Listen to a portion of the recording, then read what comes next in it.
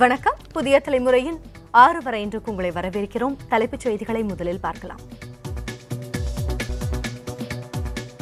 முல்லை பெரியாறு அணைக்கு மத்திய தொழிலக பாதுகாப்பு படை பாதுகாப்பு தேவையில்லை. தமிழக அரசு தொடுத்த வழக்கில் கேரள அரசு மனு. விவசாயிகள் முழு அடைப்பு போராட்டத்திற்கு ஆதரவு. நாளை சட்டப்பேரவையை புறக்கணிக்கப் போவதாக திமுக, காங்கிரஸ், மார்க்சிஸ்ட் கம்யூனிஸ்ட் கட்சிகள் அறிவிப்பு. சட்டப்பேரவையில் கொண்டுவரப்பட்ட தனி தீர்மானத்திற்கு திமுக ஆதரவு. முதலமைச்சர் பன்னீர்செல்வம் கூறிய கருத்தை கண்டித்து வெளிநடப்பு. கலைஞர் தொலைக்காட்சிக்கு சட்டவிரோதமாக பண பரிவர்த்தனை செய்ததாக வழக்கு. குற்றம் சாட்டப்பட்டோர் சாட்சிகளிடம் ஏப்ரல் 6ஆம் தேதி விசாரணை.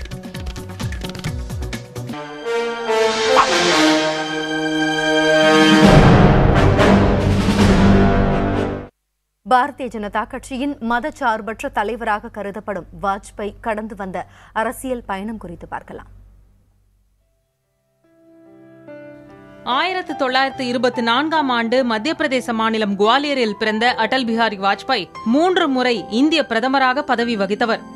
ஆங்கிலேயர்களின் ஆட்சியை எதிர்த்து நடைபெற்ற ஒத்துழையாமை இயக்கத்தில் பங்கேற்றதால் தனது பதின்பருவத்திலேயே சிறைக்கு சென்றவர். ஆரம்பத்தில் கம்யூனிச கொள்கைகளுக்கு ஆதரவளித்து வந்த வாஜ்பாய் பின்னர் ஜனசங்கத்தில் இணைந்து அந்த இயக்கத்தின் சார்பில் நடைபெற்ற பல்வேறு போராட்டங்களில் பங்கேற்றார். RSS சார்பில் வெளியிடப்பட்ட இதழில் பணியாற்ற ஏதுவாக பள்ளி படிப்பை பாதியிலேயே நிறுத்திவிட்டார். ஜனசங்கத்தை தொடங்கியவரான ஷியாமா பிரசாத் முகர்ஜியுடன் நெருங்கி பழகினார் வாஜ்பாய்.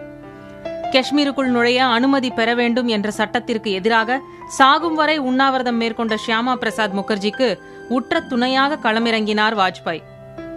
இவர்களின் போராட்டத்தால் காஷ்மீருக்குள் நுழைய அனுமதி பெற வேண்டும் என்ற சட்டம் ரத்தானது. இதற்கு பிறகு முகர்ஜி உயிரிழக்க RSSின் தலைமை பொறுப்பு வாஜ்பாய்க்கு கிடைத்தது. 1957ஆம் ஆண்டு மக்களவைத் தேர்தலில் ஜனசங்கம் சார்பில் போட்டியிட்டு வெற்றி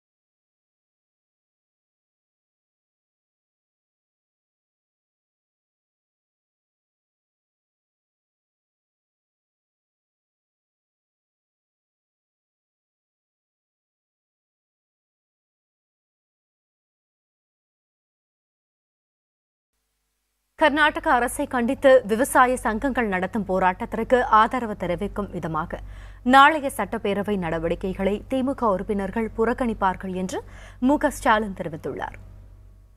அதாவது இது எல்லா கட்சியும் சேர்ந்து ஏற்றுக்கொண்ட தீர்மானம்.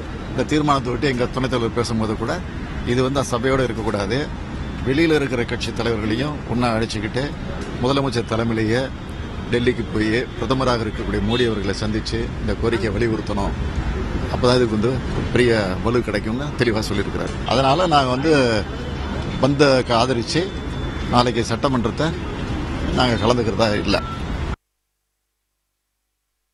விவசாய சங்கங்களின் போராட்டத்திற்கு ஆதரவு தெரிவிக்கும் விதமாக நாளை சட்டப்பேரவையை தங்கள் கட்சி எம்எல்ஏக்கள் புறக்கணிக்க இருப்பதாக காங்கிரஸ், மார்க்சிஸ்ட் கம்யூனிஸ்ட் கட்சிகளும் அறிவித்துள்ளன. அதிமுகவின் தற்போதைய ஆட்சியில் 3354 மெகாவாட் நிறுவு திறன் கொண்ட மின் திட்டங்கள் செயல்படுத்தப்பட்டுள்ளதாக மின்துறை அமைச்சர் நத்தம் விஸ்வநாதன் தெரிவித்துள்ளார். சட்டமன்றத்தில் பட்ஜெட் மீதான விவாதத்தின் போது மார்க்சிஸ்ட் கம்யூனிஸ்ட் உறுப்பினர் பாலபாரதி தமிழ்நாடு மின் வாரியத்தின் செயல்பாடுகள் குறித்து பேசினார். அப்போது குறுக்கிட்டு பேசிய நத்தம் விஸ்வநாதன், அதிமுக ஆட்சி காலத்தில் கொண்டுவரப்பட்ட திட்டத்தின் மூலம் 1 மெகாவாட் மின்சாரமாவது உற்பத்தி செய்யப்பட்டிருக்குமானால் பொது வாழ்வில் இருந்தே விலக தயார் என்று திமுக பொருளாளர் ஸ்டாலின் ஏற்கனவே பேசியதை சுட்டிக்காட்டினார். அதிமுக அரசு 3354 மெகாவாட் நிறுவுதிறன் கொண்ட மின் திட்டங்களை செயல்படுத்தி வருவதாக தெரிவித்த நத்தம் விஸ்வநாதன், ஸ்டாலின் பொது வாழ்விலிருந்து விலகுவாரா என்று கேள்வி எழுப்பினார்.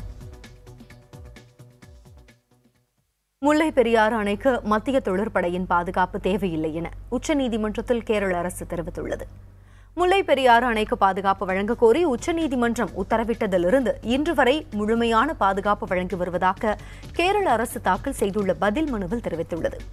தமிழக அரசு கோரியுள்ளபடி அணைக்கு மத்திய படை பாதுகாப்பு அவசியமில்லை என்று குறிப்பிட்டுள்ள அம்மாநில அரசு, அணை கேரளாவில் உள்ளது என்பதாலும் உச்சநீதிமன்ற தீர்ப்பின் அடிப்படையிலும் அணைக்கு முழுமையான பாதுகாப்பை அளிக்க வேண்டியது எங்களது கடமை என்றும் தெரிவித்துள்ளது. முல்லை பெரியாறு அணைக்கு மத்திய படை பாதுகாப்பு வழங்க கோரி கடந்த டிசம்பர் மாதம் தமிழக அரசு உச்சநீதிமன்றத்தில் மனு செய்தது. அந்த மனுவை விசாரித்த தலைமை நீதிபதி தத்து தலைமையிலான அமர்வு கேரளா மற்றும் மத்திய அரசுக்கு விளக்கம் கேட்டு நோட்டீஸ் அனுப்பியிருந்தது. இந்த நிலையில் கேரளா பதில் மனு தாக்கல் செய்துள்ளது. கலைஞர் தொலைக்காட்சிக்கு சட்டவிரோதமாக பண பரிமாற்றம் செய்யப்பட்டதாக தொடுக்கப்பட்ட வழக்கில் எதிர்த்தரப்பு சாட்சிகளிடம் ஏப்ரல் 6ஆம் தேதி விசாரணை நடத்தப்படும் என சிபிஐ நீதிமன்றம் தெரிவித்துள்ளது. 2G ஊழல் குறித்து அமலாக்கத்துறை தொடுத்த வழக்கில் குற்றம் சாட்டப்பட்டவர்கள் தரப்பிலான கோரிக்கையை ஏற்று நீதிபதி OP சைனி இந்த உத்தரவை பிறப்பித்தார். இந்த வழக்கில் கனிமொழி, ராசா, தயாளு அம்மாள் உள்ளிட்ட 14 பேர் மீது குற்றச்சாட்டு பதிவு செய்யப்பட்டுள்ளது. அதில் குற்றம் சாட்டப்பட்டவர்களின் எழுத்துப்பூர்வமான ஆவணங்களை பதிவு செய்யும் பணிகள் இறுதிக்கட்டத்தை எட்டியுள்ளன. ஏற்கனவே அரசு தரப்பு சாட்சியங்களிடம் விசாரணை முடிந்துவிட்டது. இதனையடுத்து குற்றம் சாட்டப்பட்டவர்கள் தங்கள் தரப்பு சாட்சிகளை விசாரிக்க கோரிக்கை விடுத்தனர். அதுகுறித்து அமலாக்கத்துறை வழக்கறிஞரின் கருத்தை கேட்டறிந்த நீதிபதி OP சைனி வரும் ஏப்ரல் 6ஆம் தேதி எதிர்த்தரப்பு சாட்சியங்களிடம் விசாரணை நடத்தப்படும் என அறிவித்தார். இதனையடுத்து அரசு தரப்பில் குறுக்கு விசாரணை செய்யப்படும் எனவும் அறிவிக்கப்பட்டுள்ளது. கடந்த 5 நாட்களாக ராமேஸ்வரம் மீனவர்கள் மேற்கொண்டிருந்த கால வரையற்ற வேலை நிறுத்தம் திரும்பப் பெறப்பட்டுள்ளது. இதற்கிடையே எல்லை தாண்டும் மீனவர்கள் மீது கடும் நடவடிக்கை எடுக்கப்படும் என மீனவ சங்கங்கள் தரப்பில் எச்சரிக்கை விடுக்கப்பட்டுள்ளது. இது தொடர்பாக முடிவெடுக்க ராமேஸ்வரத்தில் மீனவ சங்கங்களின் ஆலோசனை கூட்டம் நடத்தப்பட்டது. அப்போது மீனவர்கள் கடந்த 5 நாட்களாக நடத்தி வந்த போராட்டத்தை திரும்பப் பெறுவது என தீர்மானிக்கப்பட்டது. மேலும் எல்லை தாண்டி மீன்பிடிக்கக்கூடாது எனவும் தடை செய்யப்பட்ட மீன்பிடி வலைகளை பயன்படுத்தக்கூடாது எனவும் முடிவெடுக்கப்பட்டது. அத்துடன் இலங்கையில் சிறை வைக்கப்பட்டுள்ள அனைத்து மீன்பிடி படகுகளும் விடுவிக்கப்பட அரசு நடவடிக்கை எடுக்க வேண்டும், சேதமடைந்த படகுகளுக்கு அரசு உரிய இழப்பீட்டினை வழங்க வேண்டும் எனவும் வலியுறுத்தப்பட்டது. முன்னதாக இலங்கை சிறைகளில் அடைக்கப்பட்டுள்ள 15 மீனவர்களையும் 87 படகுகளையும் விடுவிக்க கோரி ராமேஸ்வரம் மீனவர்கள் காலவரையற்ற வேலை நிறுத்த போராட்டத்தை மேற்கொண்டிருந்தனர். போராட்டம் விலக்கிக் கொள்ளப்பட்டதை அடுத்து நாளை முதல் வழக்கம் போல் மீனவர்கள் மீன்பிடிக்க செல்வர் என அறிவிக்கப்பட்டுள்ளது. மீனவர்களும் இலங்கை மீனவருக்கு எந்த விதமான தொந்தரவும் அளிக்காதவரை தடை செய்யப்பட்ட விலைகளை பயன்படுத்தாம கடலுக்கு போயிட்டு வரணும். அங்கே அது மாதிரி மீறி அவங்களுக்கு இலங்கை மீனவருக்கு தடை செய்யப்பட்ட வலைகளை பயன்படுத்தினாலோ அல்லது கரையில் போய் அவங்களுக்கு ஏதாவது நஷ்டஈடு ஏற்படுத்தினாலோ அவங்க மீது கடுமையான நடவடிக்கையை நமது மீனவர் சங்கமும் மீன்துறையும் இணைந்து எடுக்கப்படும் என்று தெரிவித்துக் கொண்டு நாளை முதல் எல்லா மீனவர்களையும் கட்டுப்பாட்டோட கடலுக்கு போயிட்டு வர சொல்லியிருக்கோம். நியூட்ரினோ ஆய்வு மையம் அமைக்க மலையை உடைப்பதால் முல்லை பெரியாறு மற்றும் இடுக்கி அணைகளுக்கு ஆபத்து உள்ளதாக மதிமுக பொதுச் செயலாளர் வைகோ எச்சரிக்கை செய்துள்ளார். விருதுநகரில் மதிமுக செயல் வீரர்கள் கூட்டத்திற்கு கலந்து கொண்ட அவர் செய்தியாளர்களிடம் பேசும்போது இதனை தெரிவித்தார். இந்த வேர்ல்டு ஹெரிட்டேஜ் சைட்டா இருக்கக்கூடிய அம்பரப்பர் மலையிலே இதை கொண்டு வந்து இவர்கள் நடத்த முயற்சிப்பதனால் 11,25,000 டன் பாறைகள் உடைபடுகிற போது 1000 டன் கெலட்டின் வெடிமருந்துகளை வைத்து உடைக்கிற போது ஏற்படுகின்ற அதிர்வுகளால் நம்முடைய பென்னிக்குக் அணைக்கும், இடுக்கி அணைக்கும் நிச்சயம் ஆபத்து ஏற்படும். அதனுடைய விளைவுகள் நாம் கற்பனையே செய்து பார்க்க முடியாது. நிலத்துக்கு இருக்கிற நீரோட்டம் அடியோடு மாறிவிடும். கட்டிடங்கள் இடியக்கூடிய ஆபத்து இருக்கிறது. இணைந்திருங்கள் புதிய தலைமுறையோடு.